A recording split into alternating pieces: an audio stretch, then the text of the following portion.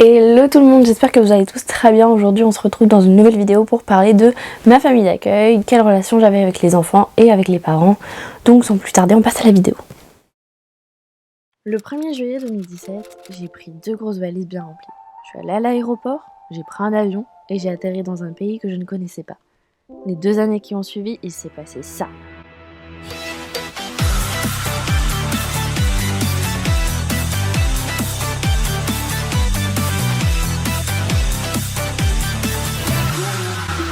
Donc voilà comment c'est arrivé.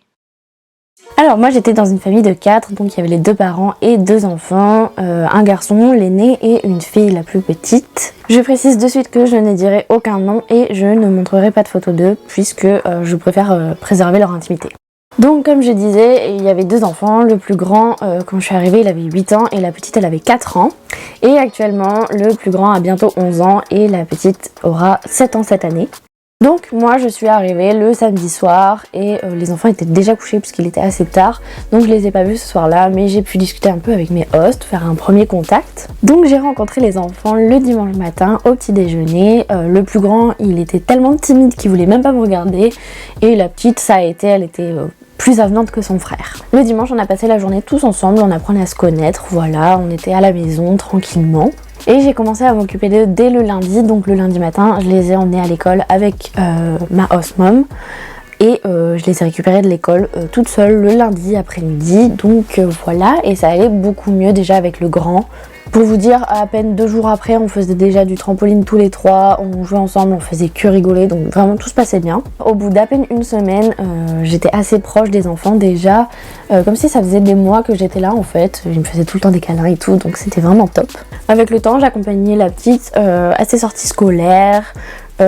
Quand c'était les vacances, on allait au cinéma, dans les parcs, faire des pique-niques, visiter des musées et tout, on faisait plein d'activités ensemble. J'avais vraiment une relation de grande sœur avec eux, c'est exactement ce que je voulais. Quand on est au pair, on peut soit choisir le côté strict et être au pair, soit le côté grande sœur, et moi je préférais largement être le côté grande sœur. Ce qui fait que niveau autorité, c'était pas toujours ça, et surtout ils me voyaient au même niveau qu'eux, donc ils comprenaient pas toujours pourquoi moi je pouvais faire des choses qu'eux n'avaient pas le droit de faire. Mais évidemment ils se sont fait remonter les bretelles plus d'une fois par leurs parents parce que même après 2 ans ils étaient pas forcément toujours sympas avec moi.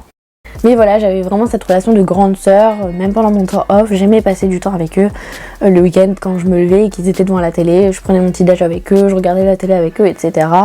Quand je me préparais, je les laissais venir dans ma chambre, on discutait, etc. Vraiment, c'était une bonne relation.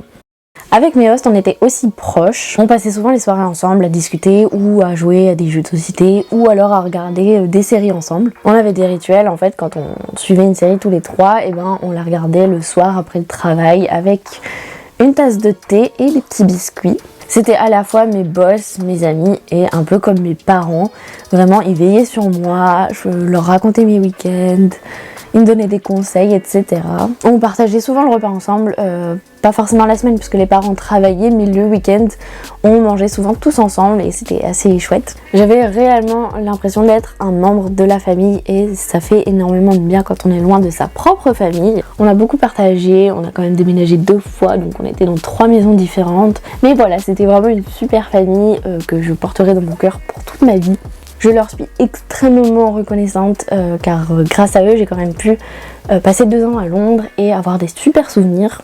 J'ai eu énormément de chance de tomber dans une telle famille parce que je sais qu'il y a beaucoup d'au pairs pour qui ça se passe pas très bien au niveau de la famille, que ça matche pas forcément. Et c'est dommage parce que du coup ça gâche un petit peu l'expérience d'au pair. Donc vraiment je sais que je suis très chanceuse d'avoir pu vivre avec une famille aussi cool et aimante. Je vois énormément de vidéos sur YouTube qui parlent des mauvaises expériences, mon horrible famille au pair, voilà, ma famille de l'enfer, etc. Et ça m'attriste un petit peu honnêtement parce que c'est pas forcément la réalité et on parle beaucoup du négatif, mais voilà, moi c'est mon expérience positive. J'ai eu une famille géniale et il y a énormément de familles géniales, donc vous pouvez très bien tomber sur une très bonne famille. Je sais que c'est pas forcément rassurant de voir tous ces témoignages négatifs, mais il faut surtout pas s'arrêter à ça évidemment, puisque si je m'étais arrêtée à ça, je ne serais pas partie à Londres. J'aurais pas été au pair et j'aurais pas vécu tout ce que j'ai vécu pendant 2 ans là-bas. Comme je me dis toujours, il faut que je me fasse mon propre avis, c'est ce que j'ai fait et je le regrette pas du tout. Il vaut mieux avoir des remords que des regrets. Donc vraiment, si c'est ça qui vous fait hésiter, n'y pensez même pas, lancez-vous. Voilà, c'est tout à propos de ma famille d'accueil. Si vous avez des questions, évidemment, je serai ravie d'y répondre. J'espère que ça vous a plu et que ça vous a rassuré surtout. Si c'est le cas, n'oubliez pas de vous abonner, liker la vidéo, laisser un commentaire, activer la cloche de notification et on se retrouve très bientôt pour une prochaine vidéo. Prenez soin de vous, bye!